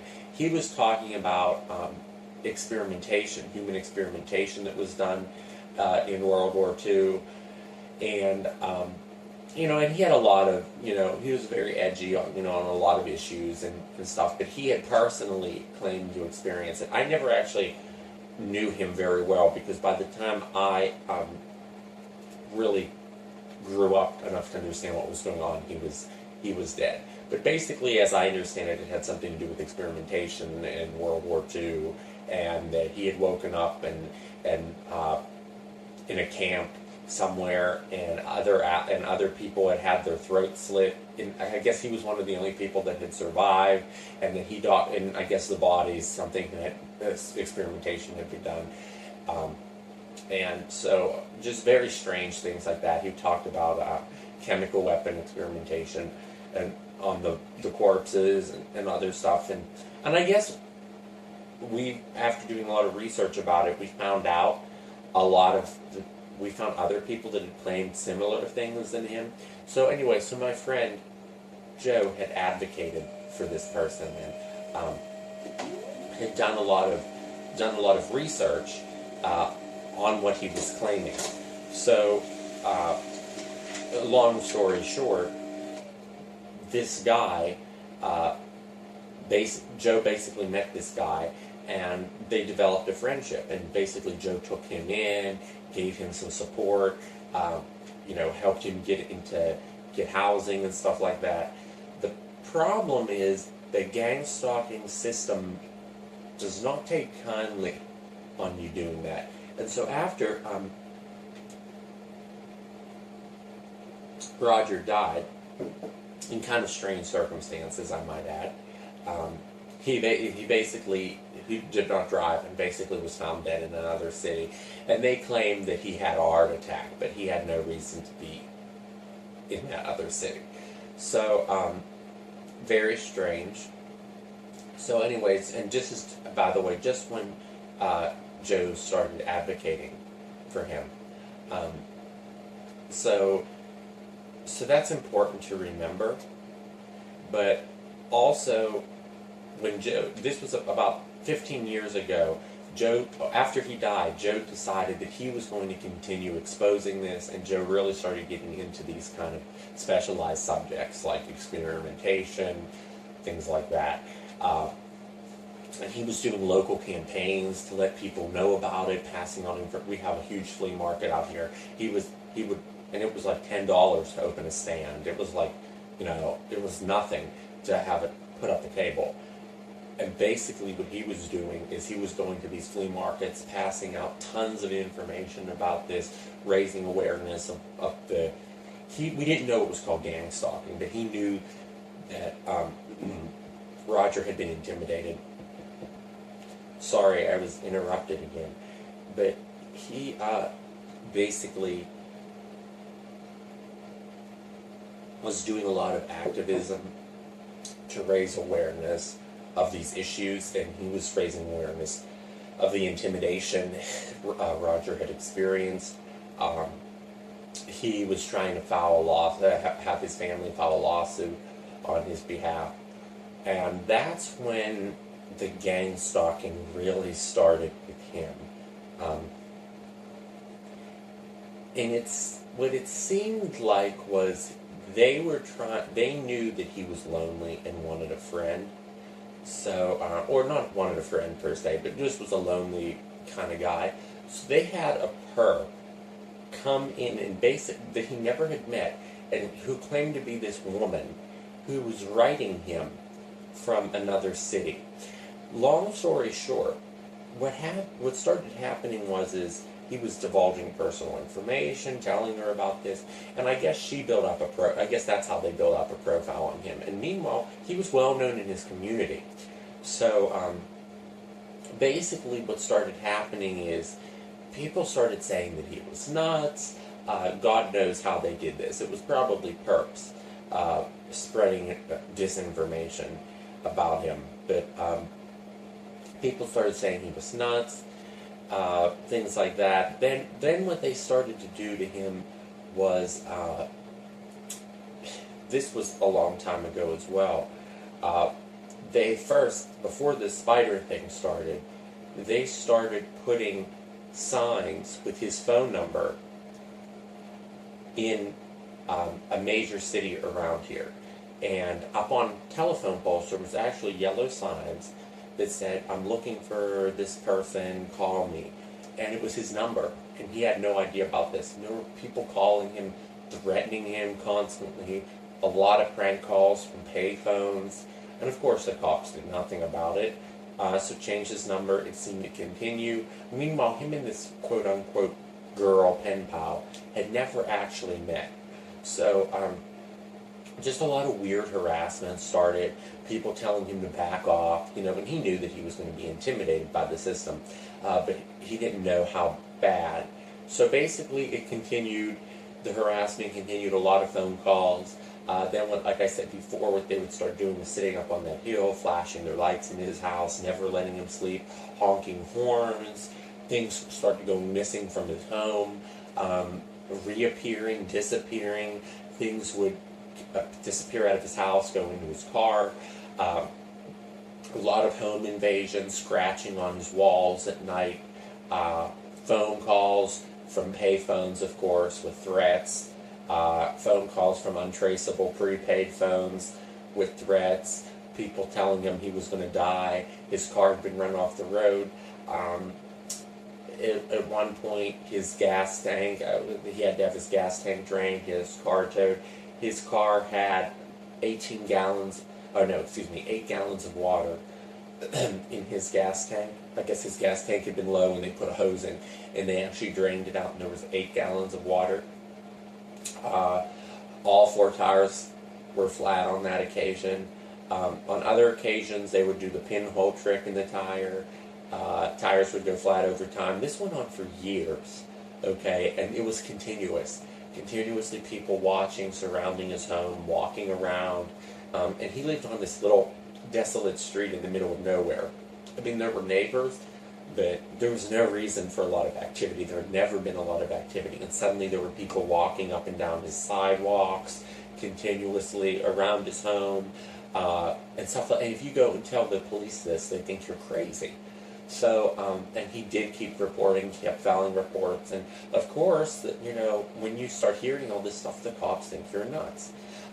Then it seemed, this is important, he started getting a lot of computer harassment, and of course he's still talking to this girl who's pumping him for information, and computer harassment, threatening emails, I mean, all the obvious things, but also some really invasive things, like his computer would freeze, like the mouse would freeze, and up would come chat boxes, and they would actually put up messages on his screen, tell him to stop, threaten him, and he took pictures of these, sent them to the police, of course. They did nothing. Literally threats popping up on the screen. And they, we had looked into it, how it was happening as well, and we found that there had been remote access tools and all that stuff put on his computer. So that was a big one. He was afraid to sleep at night. On one occasion, he had a gun in his home, and just a pistol. And on one occasion, he came home and he found on the side of his wall a bullet mark, like a scratch on the side of his wall, and it had gone through the neighbor's patio window, and I guess the neighbors weren't home either, like the patio, I should say. It blew out the patio, not completely shattered, just made a pretty good sized hole in the glass, and it had lodged itself in the brick of their wall, of their sunroom. So, and of course, how was he going to explain this? Because a bullet fired from his gun had grazed the wall and gone through theirs. And of course, when he went in his house, his gun was sitting there assembled, because he kept it disassembled. So they had fired a shot through, I guess they'd monitored the neighbors to see when they were there, shot through his thing, And of course, then what they started doing is telling the neighbors things about him, saying that he was accusing the neighbors of stealing and doing this stuff to him, because he didn't know exactly what was going on yet. You don't know you're kept in the dark. The neighbors were saying that then of course then they get the neighbors pissed off at you, and I don't want to say they're perps, but they become like perps, and they start, shaking their fist at you and hating you and stuff. So basically, because of what they did, they spread hate everywhere about him. The neighbors were spreading stuff. He was accusing these people. They were accusing him. They were telling other people. It created a huge issue. Nobody believed any of this. Okay, I have seen it. I have experienced it with him myself. I have been in his home, come out and seen the tires flat. Also, he lived in a house in which the garage door was at the bottom of a slanted driveway, and what I described before, and people would come quickly from the top of the hill, kids with their skateboards, and as fast as they could ride down the hill and jump and hit their boards as hard as they could against his garage door, and bang that door and bang that door all night. And of course, when it's kids, you tell the cops this, and they say, "Oh, it's just kids," and they're going to watch, of course. And then it started getting a lot worse. The harassment continued, but he could deal with that. But then what they started doing is bringing these spiders and putting them in his home. I don't know how they came up with this, but his house seemed to be constantly inundated by these spiders and he had bites all over his body. It almost looked like mites or something. I don't even necessarily know that they were spiders. He claimed that they were spiders, but I think that they really must have been bed bugs or some sort of mite. And he would get these big red pock marks all over his arms, all over his body. And of course, he picks at them, and, he goes to the dermatologist, and they're telling him, "No, you're crazy, oh yeah, those marks aren't because of bugs, that's just because you picked." Meanwhile, he had these damn things on slides. He had actually prepared slides of them, bought a microscope, and you could see the damn things. And he took them to the doctors. The doctors would not even look at them, would not even look at the slide. So, which is part of the gang stalking system, to make you look like you're crazy. And that makes him look like he's crazy. He has exterminators come in. He had this thing done where they basically put a plastic bag over your house and fumigate your whole house. Very expensive, constant fumigations, nothing. Even in his car, it started. So, yeah, keys, I guess they had made copies of his keys, and they were constantly coming in. His house was constantly filled with these spiders. He was having exterminators in his house almost once a month.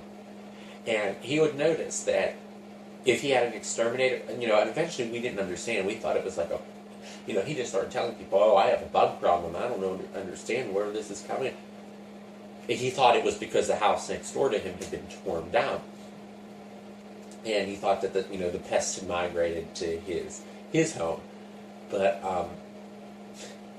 and he didn't understand that they were doing this to him. So eventually he came to understand that. Later on, as this continued, he found out, as he tried to figure this out, he found out that after he had the exterminators come, the pests would almost be completely gone, until he left his house again. And that's how he really figured it out. And of course, during this time, he's writing to this girl about all this stuff, who basically was their front man to see what he understood about it. That was their into his mind. That he would say, "Oh, I have this spider problem," and then they would know, "Oh, well, he hasn't figured out that it's the perps yet." So basically, it continued. Threats. Then he started getting more direct things like, if you don't stop, then it became obvious. If you don't stop, you're going to be killed. We're going to put you away. We're going to say you're nuts. The police had been called by his neighbors, apparently, multiple times, saying that he was crazy, and they were concerned for the children in the area. So basically, the harassment continued. Like I said, lights flashing all night. he had a security system installed. They fucked it up. They disabled it. Basically ruined it. And what good is it anyways? Like I said, it was wireless and they had the cell phone thing. He had to basically unplug his computer at all times.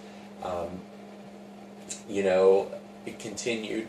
There were several times, I should say this, I mean, he never had the V2K thing, but he had experienced several times they had threatened him, and, you know, he experienced extreme electric shocks over his body, extreme pain, like that he was laying on the sofa and could not move because the pain was so great, which basically paralyzed him for several hours at one point. And of course they believed all this is mental. The doctors don't.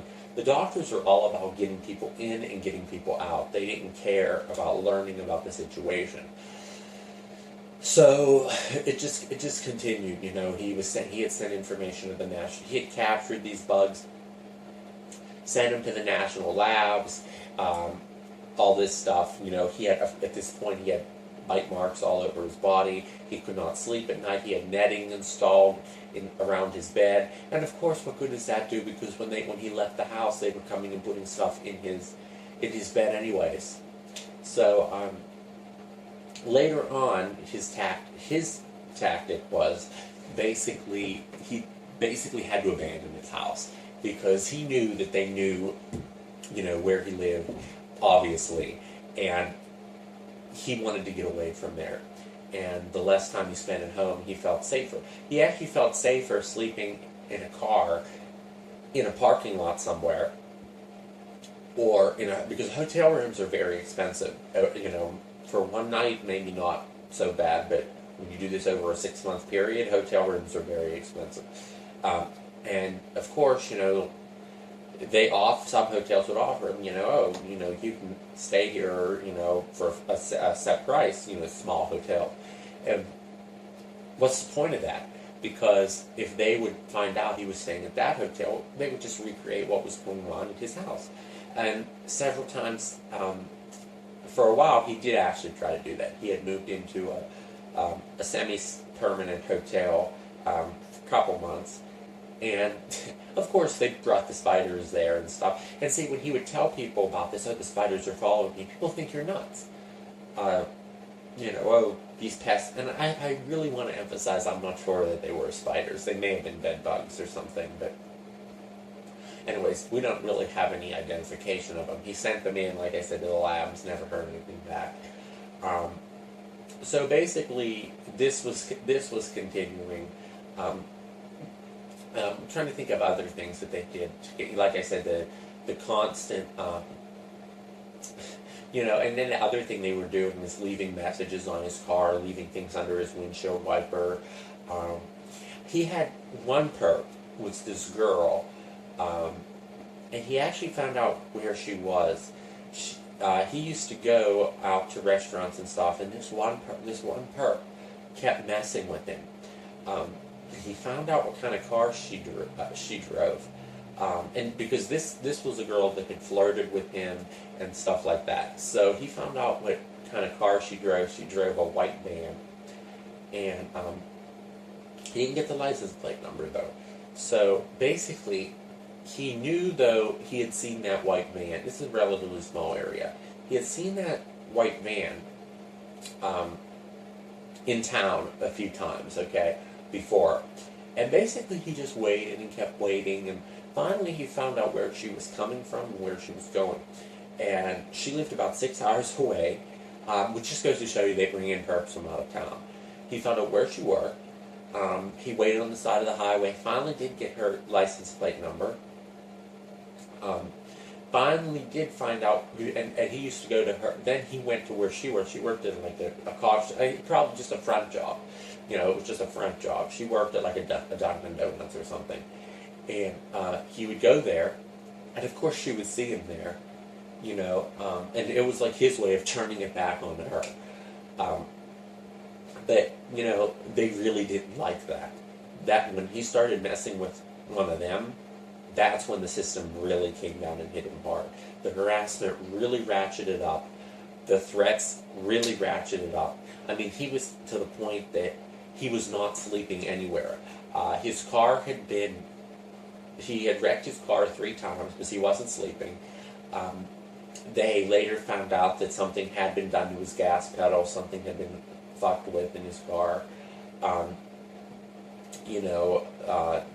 They were trying to take his license from him because, remember, he's probably in his late 70s now. And, and of course his car is his only way out. So he wrecks his car. At one time he was a perp fucked with him when he was sleeping in his car, and he was so terrified about, this guy making faces or something. You wake up and you hear someone knocking on your window and they're making faces at you and stuff. He just turned the car around and floored it, and he had wrecked the car. So finally, on his 3rd car that he was on,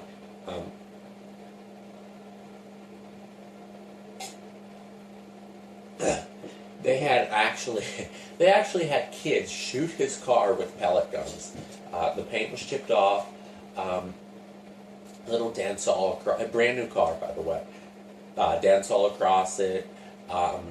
Things like that. Loosening the bolts on the wheels. Constant destruction of his car. Dumping piss in the car. Another tactic that they seem to like to do is, with him, is they got I guess a couple cans, I don't know how many, but they got a couple cans of shaving cream, froze them, and then what they did was put that in his car, the solid block in his car, and then when he would come back, the car would, leather seats would be ruined and stuff. So just a lot of harassment, okay? It basically became that he owned a home, but he was living in a car, and that was basically his only way to survive. And basically, this man had quite a bit of money, but, basically lived like this, had no sleep.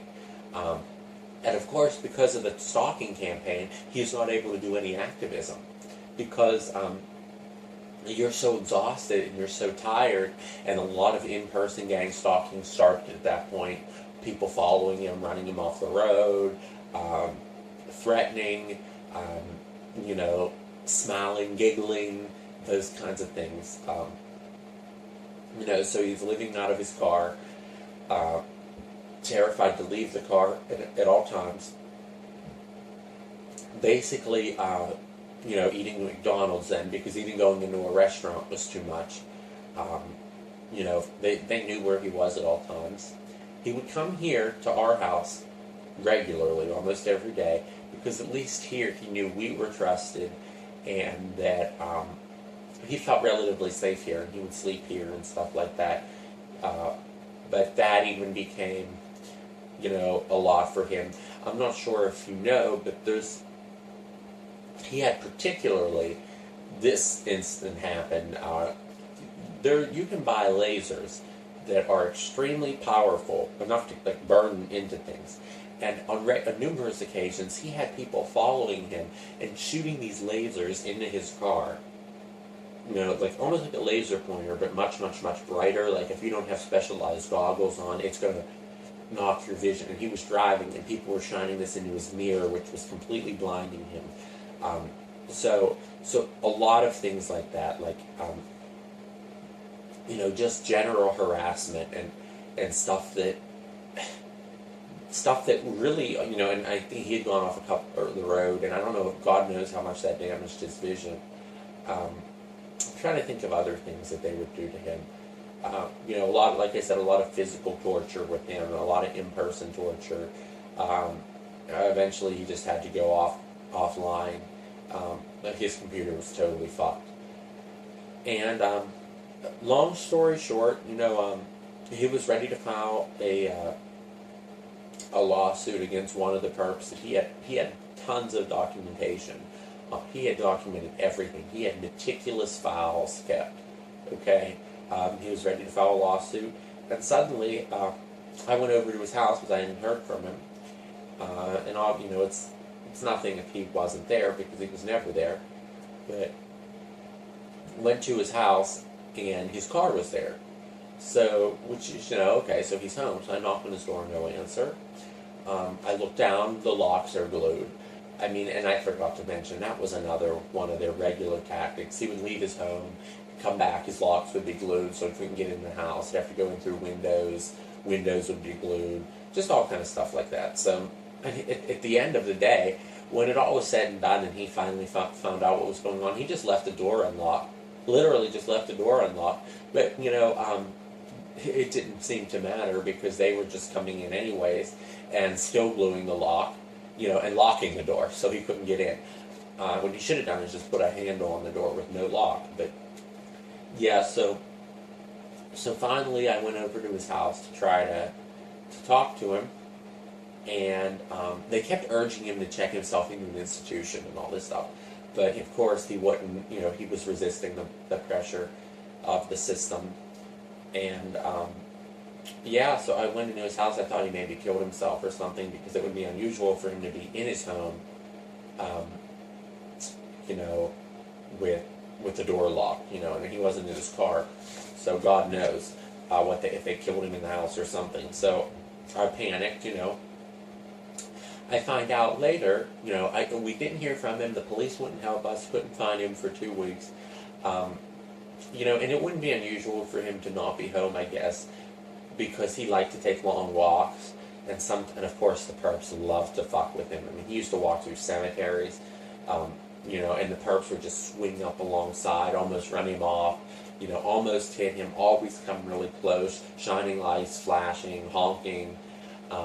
But he used to like to walk, so it wasn't really unusual that he wasn't there. But so that's what the cops said. Well, I mean, he might not be here. He might be walking or something. So basically, another thing I want to say before I get into this is another thing that they had done to him is he had a cell phone, and he got $1,000 phone bills from his cell phone. They claimed that he had signed up for you can sign up for services that cost maybe like $2 a month or something, and they basically send you like shitty jokes or something, and it's like you pay this money. Well, because of the harassment, he just basically took the battery out of his cell phone and kept it there, never used the phone because he knew he was being tracked.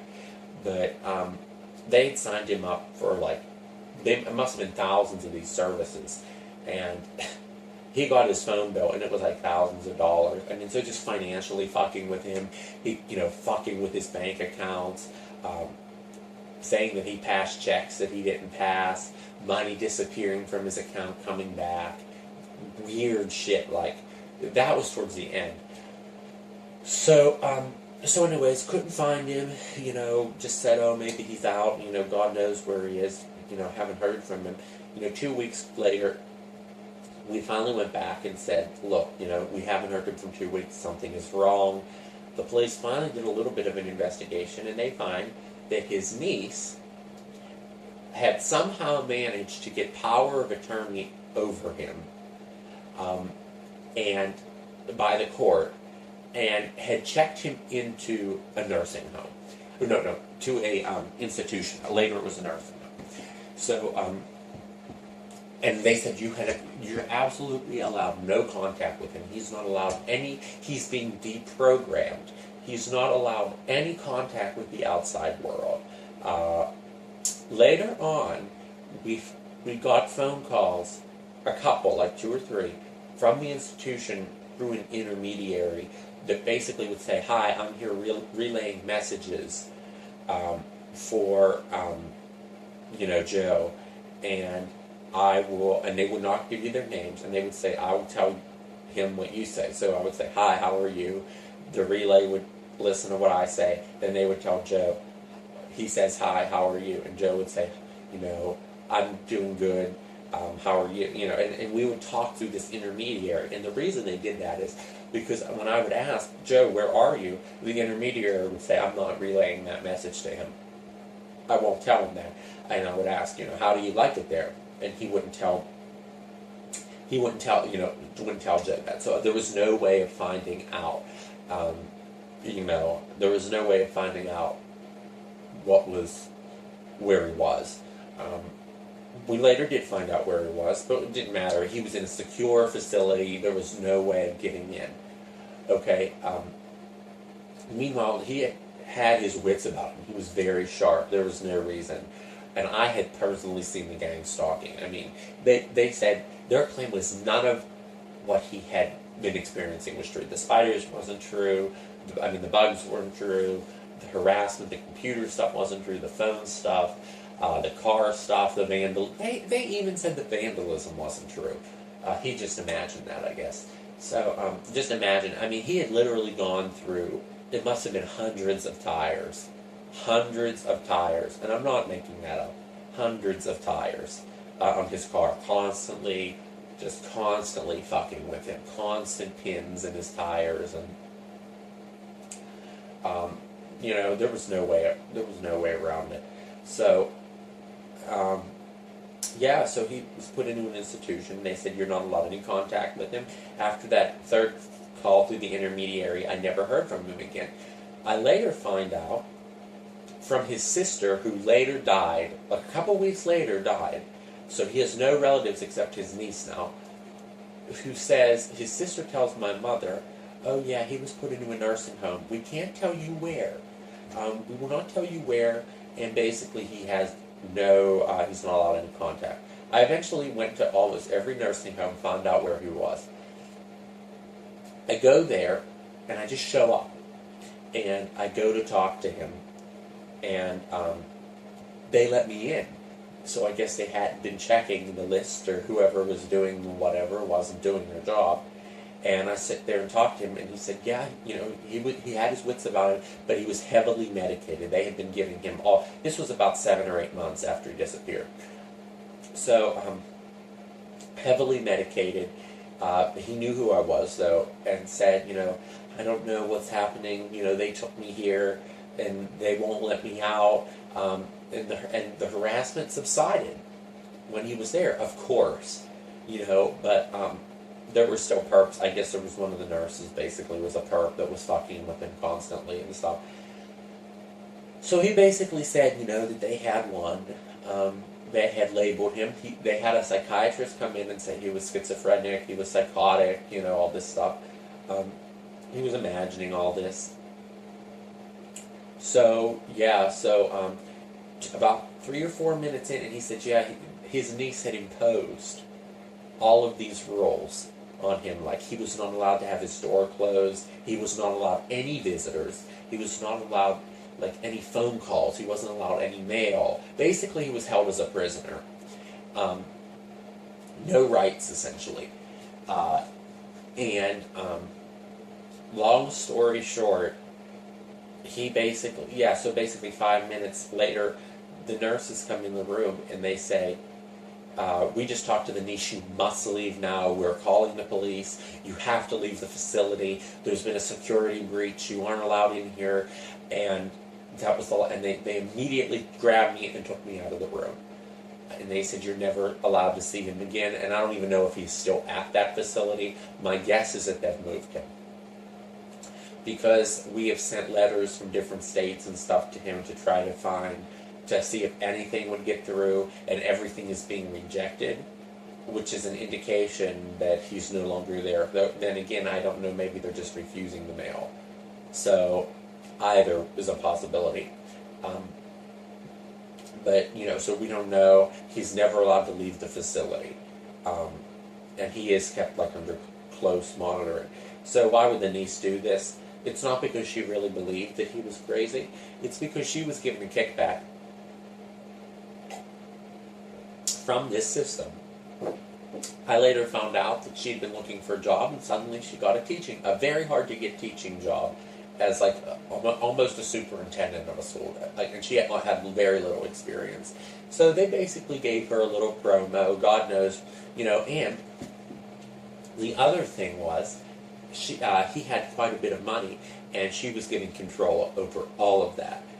And he was planning on leaving it to me. He was planning on leaving it to, you know, continue the activism, continue this. And she, you know, managed to legally, you know, change all of that somehow to say that, you know, he was not in his right state of mind, you know, this activism and stuff that he wanted to do is insane, you know, let me have control, basically, of his money.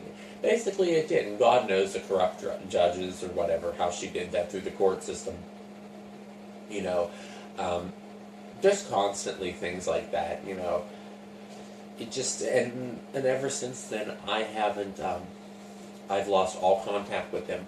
There's been nothing. Everyone, he just disappeared. Nobody knew where he went, and the whole community was just glad. And a couple days later, I went back to his house, found his house was up for sale. You know, God knows what stuff, you know, because now he's gone, they've probably stripped it of all the tech that was in there.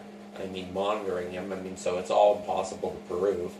I mean, but there is a lot of material that he had. They probably destroyed all his records and everything.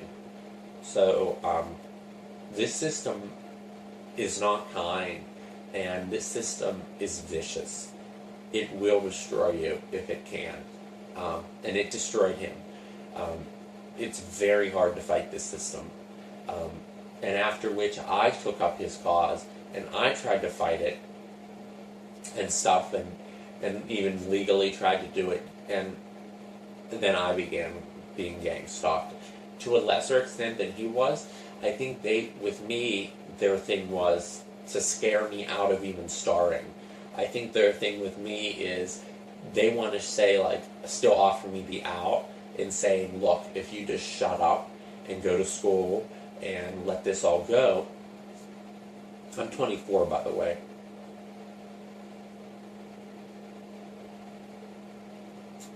If you let this all go,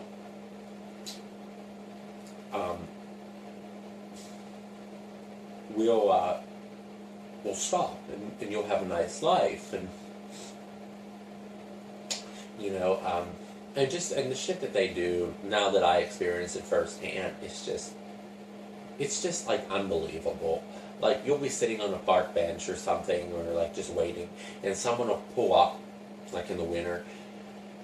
A car will pull up and stop in front of you and just put their exhaust, like run their engine and put their exhaust up in your face and just sit there. Just that kind of stuff, like stuff that nobody would ever do, you know, and a lot of it. I mean, if one person did that, okay. But if it's happening daily, you're getting that kind of stuff followed, people taking pictures of you, laughing at you, pointing is another one. All the tactics that we talked about, you know, just interspersed, you know, and it's very scary, and it's very easy to just forget, and it's a very easy thing to do, to just say, look, I'm not going to fight this system, I'm going to just let it go, I'm going to just live my normal life and forget about what they did to him, forget about the whole gang stalking system, and just move on. But if you do that, not only are you giving up and you're a traitor, but you're really just furthering this system and hurting other people. And not everybody is given the out, okay? Not everybody has a choice to participate like that. Some people that are human experimentees or pedophile ring people must be continuously discredited. Those people will never be given a chance back in, especially the human experimentees, the activists. You're gone. I mean, you're a lifelong target. So, I mean, I'm not going to forget about what happened, and I will always remember, and I think everyone should. So, I'm sorry to drag this out so long, but I wanted to make sure the whole story got out there, and later on I'll try to post more videos, but, to all the targets out there, good luck, and be strong. And if you become home, try to maintain connections with your family, but even your family, as in his case, can become perps. Just maintain your sanity, to keep your wits about you. As I like to say, just keep your wits about you, because if you let your guard down, they will get you. And I don't say that just to scare you. They will get you. Depends on the type of target, as I said, but these people are experts. this system is there to destroy you and to contain you and to discredit you, and it's a pipeline that does it extremely efficiently. So what we need to focus on is how to break that pipeline at each of the stages. I think one aspect of fighting the gang stalking system can be focusing on the first stage before people become homeless, before you're totally discredited. Education of people about how the system works, countering the disinfo can be very important. You just need to be strong. The second part of the gang stalking system could be when the homelessness needs to be combated by people who maybe are not targets, but can help these people exist, and help these people get on their feet. So we need, at every step of the way, we need to stop making homelessness look like this disease and stuff. I mean, a lot of people, like for Joe, homelessness was not a choice, it was a necessity, even though he had a home, because they take it over. So that's another thing. We need to educate people about homelessness. We need to educate people about the system. We need to offer people that don't want to be homeless a way. Offer couches, offer, turn a spare bedroom into a hostel. Do things like that can break the chains, break the system, and ease the pain for people, especially in that phase.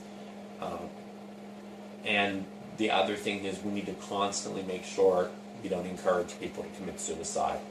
And we need to make sure that people make it clear that you have no intention of committing suicide. We also need to fight people who get on these psychiatric drugs. We need to stop the psychiatric system.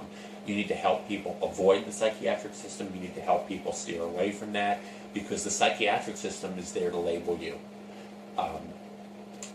The same as the criminal justice system. It's there to give you a label as a felon. Once you have a label as a felon, you're discredited. You can't file a lawsuit, you can't do anything, you can't run for office, all this stuff. The same with the psychiatric system. Once you have a label, someone will dig that up. You're not going to, be able to affect any sort of change. So, and then they'll put you on medications that will basically numb you, and basically give you a lobotomy. So good luck, everyone. I hope you watched the whole thing. And I'm sure I rambled a lot, but I'm just doing the best I can do, and that's all we can ever do. So, if you want to talk or you have any questions, feel free to send me a message. Thank you.